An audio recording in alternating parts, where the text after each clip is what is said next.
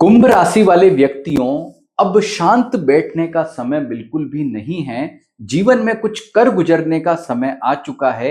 यह सप्ताह 27 अप्रैल से लेकर के और 3 मई 2026 का आपके जीवन में एक नया संदेश लेकर के आया है। क्या लेकर के आया, क्यों लेकर के आया, मैं विस्तार से आपको सारी बातें बताऊंगा। पूरा वीडियो देखना, बीच में मत छोड़ करके जाना, क्योंकि इस सप्ताह जो है बुध राशि परिवर्तन कर रहे हैं। वो अभी आपके धन भाव से चल रहे थे, अब वो आपके तीसरे भाव में जाएंगे, सूर्य से वो युति करेंगे और इस दौरान जो है वो 2 मई को अस्त भी हो जाएंगे। इसके अतिरिक्त इस सप्ताह सूर्य, बुध और शुक्र, ये 3 ग्रह जो हैं वो अपना नक्षत्र परिवर्तन भी कर रहे हैं। तो सबसे पहले तो मैं आपको सिचुएशन बताता हूं कि जो कुंभ राशि वाले लोग हैं, कॉमन सिचुएशन क्या है कि साढ़े साती चल रही है। शनि आपके राशि के स्वामी हैं, फिर भी साढ़े साती है ना। तो आपको एक बात यहाँ इंपॉर्टेंट बताऊं कि आपका लग्न क्या है। यदि आपके शनि कारक ग्रह हैं तो साढ़े साती आपको ज्यादा दिक्कत नहीं देगी, लेकिन अगर आपके शनि कारक ग्रह नहीं है तो ज्यादा दिक्कत देगी ना। तो शनि किनके कारक होते हैं, ये लग्न के आधार पे देखा जाता है।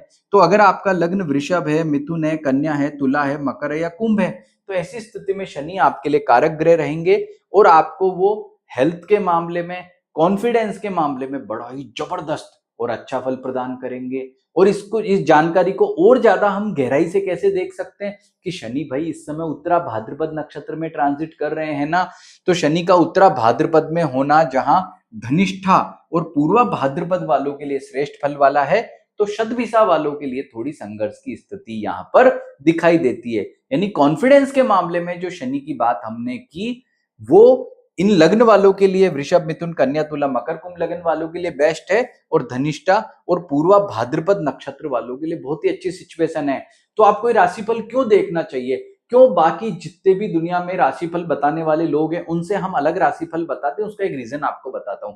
बाकी लोग तो क्या बोलेंगे, कॉमन राशिफल आपको बता देंगे, ऐसा हो जाएगा, वैसा हो जाएगा, वैसा हो जाएगा। लेकिन हम आपको क्या बताते हैं, आपके राशि, आपके नक्षत्र, आपके लग्न में डीप में जाकर के कि किन लोगों के लिए जो अच्छा है, एक कॉम्बिनेशन में आपको यहां पर बताता हूं कि यदि आपका ये जो 6 मैंने लग्न बताए, इनमें से कोई लग्न है धनिष्ठा या पूर्वा भाद्रपद में से आपका कोई नक्षत्र है, मतलब कुंभ राशि में, और तो ऐसी स्थिति में शनि आपको इतना जबरदस्त फल देगा कि आपका जो कॉन्फिडेंस है वो भी अच्छा रखेगा और आपके फाइनेंसेस को भी अच्छा रखेंगे। मतलब साढ़े साती का इंपैक्ट आपके ऊपर उतना ज्यादा नहीं रहेगा। ऐसे ही यहाँ पर एक बात और समझो कि राहु जो है ना, वो आपके जीवन में क्या दिक्कत देता है, एंग्जाइटी देता है। राहु क्या कर रहा है, आपको एंग्जाइटी दे रहा है। और राहु शतभिषा नक्षत्र में, तो राहु का शतभिषा नक्षत्र में होना जो है वो शतभिषा वालों के लिए ही ज्यादा दिक्कत है। धनिष्ठा और पूर्वा भाद्रपद वालों के लिए ठीक है, तो शतभिषा नक्षत्र वालों को यहाँ ज्यादा सतर्क और सावधान रहने की जरूरत रहेगी, ये भी इंपॉर्टेंट बात है।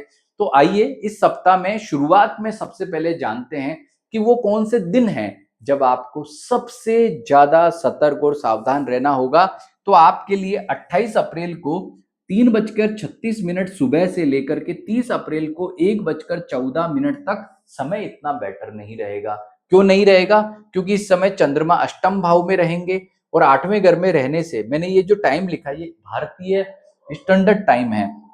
इसको आप अपनी अगर भारत से देख रहे हो तो ये सेम टाइम है, यानी कि आपके लिए 28, 29, 30 3 दिन अच्छे नहीं है। अगर आप भारत के बाहर से देख रहे हो तो इस टाइम को अपने कंट्री के हिसाब से कन्वर्ट करके पता कर लेना कि आपके लिए कौन सा समय जो है वो नेगेटिव रहेगा। अब जानते हैं आपके लिए जो है बुध मेष राशि में जा रहे हैं, अच्छी बात है, उनका अस्त होना इतना बेटर नहीं रहेगा। और सभी नक्षत्रों का परिवर्तन आपके लिए कैसा है, शुरुआत सबसे पहले आपके कॉन्फिडेंस से करें, हेल्थ से करें। तो वो मैंने पहले ही शुरुआत में आपको समझाया कि शनि कैसी स्थिति में आपको अच्छे फल देंगे और कब आपको दिक्कत देंगे। तो यदि आपका लग्न जो है वो मेष, सिंह, धनु, कर्क, वृश्चिक, मीन है, तो साढ़े साती का इंपैक्ट है। और राहु लगन में तो चिड़चिड़ाहट, दिक्कत, टेंशन ज्यादा है। और बाकी मैंने जो कॉम्बिनेशंस बताए थे उनमें कोई दिक्कत नहीं दिखती है। अब ऐसे ही मैं अब आपको बताऊंगा कि आपको शांत बैठने का समय नहीं है। मैंने क्यों लिखा, उसका सबसे बड़ा जो रीजन है वो रीजन आपको मैं बताता हूं कि आपका जो है गुरु, गुरु आपका जो है वो धन भाव का स्वामी है। गुरु आपके धन भाव का स्वामी है। अभी पंचम भाव में वो पुनर्वसु नक्षत्र से ट्रांजिट कर रहे हैं, यानी कि अगले महीने, मतलब अप्रैल का महीना खत्म होकर के मई का महीना जब आएगा, तो मई के लास्ट वीक के बाद जब गुरु 2 जून के दिन चले जाएंगे कर्क राशि में, कर्क का मतलब आपके छठे घर में, तो फिर हाथ मलते रह जाना, धन इतना बेस्ट आपकी स्थिति नहीं बनेगी। और कुंभ राशि वालों के लिए जो बेटर सिचुएशन बन रही है, श्रेष्ठ समय बन रहा है, अच्छा टाइम है, वो ये मई का महीना है, ये सप्ताह है। इसलिए मैंने आपको कहा शांत बैठने का समय नहीं है। और ज्यादा आर्थिक स्थिति किसकी बेटर कह सकते हैं, तो गुरु पुनर्वसु नक्षत्र में है, और गुरु पुनर्वसु नक्षत्र में है तो ऐसी स्थिति में सदभिषा और पूर्वा भाद्रपद नक्षत्र वालों का आर्थिक स्थिति ज्यादा बेटर है। धनिष्ठा वालों को थोड़ा सा यहाँ संघर्ष करना पड़ सकता है, ये बात ध्यान रखना।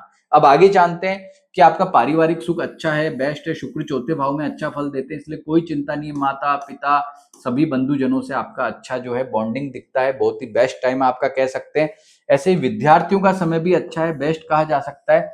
ज्यादा अच्छा किसका है, तो बुध जो है इस दौरान अश्विनी नक्षत्र में रहेंगे, तो धनिष्ठा और पूर्वा भाद्रपद नक्षत्र वाले विद्यार्थियों के लिए समय अच्छा रहेगा। शतभिषा नक्षत्र वाले विद्यार्थियों को थोड़ा बहुत संघर्ष करना पड़ सकता है। अब जानते हैं आपका वैवाहिक सुख कैसा है, तो जबरदस्त है।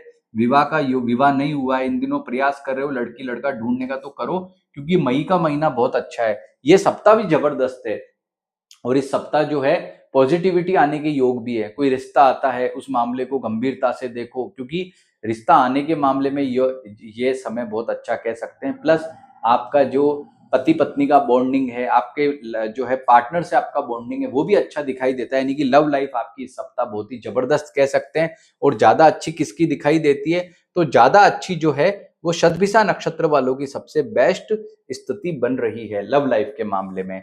अब आपका जो है व्यापारिक फल देखें तो व्यापारियों के लिए बहुत अच्छा समय, बेस्ट टाइम है। ये टाइम ऐसा है, मैंने जो बात लिखी है ना, ये व्यापारियों पे ज्यादा सटीक बैठेगी। अब शांत बैठने का समय नहीं है। अरे भाई कुंभ राशि वाले व्यापारी हो ना, तो उठो, जागो, भागो, प्रयास करो, क्योंकि ये सप्ताह ही तो है जो आपको बेस्ट लाभ दिलाएगा।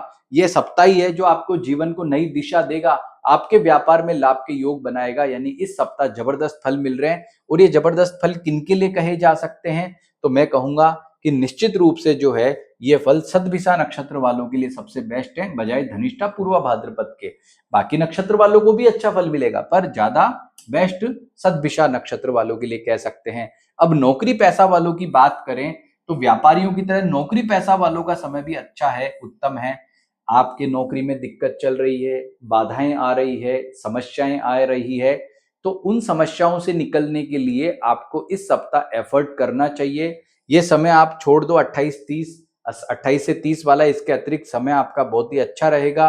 और मंगल इन दिनों में रेवती नक्षत्र में है, तो ज्यादा समय बेस्ट किसका है, तो शतभिषा का। फिर मैं कहूंगा शतभिषा का है। तो भाई शतभिषा नक्षत्र वालों, आप लोग विशेष रूप से दौड़ो, आगे बढ़ो, क्योंकि आपके नक्षत्र में बड़ी उठापटक हो रही है, और आपका समय जबरदस्त जो है पॉजिटिव वाला है, अच्छा है।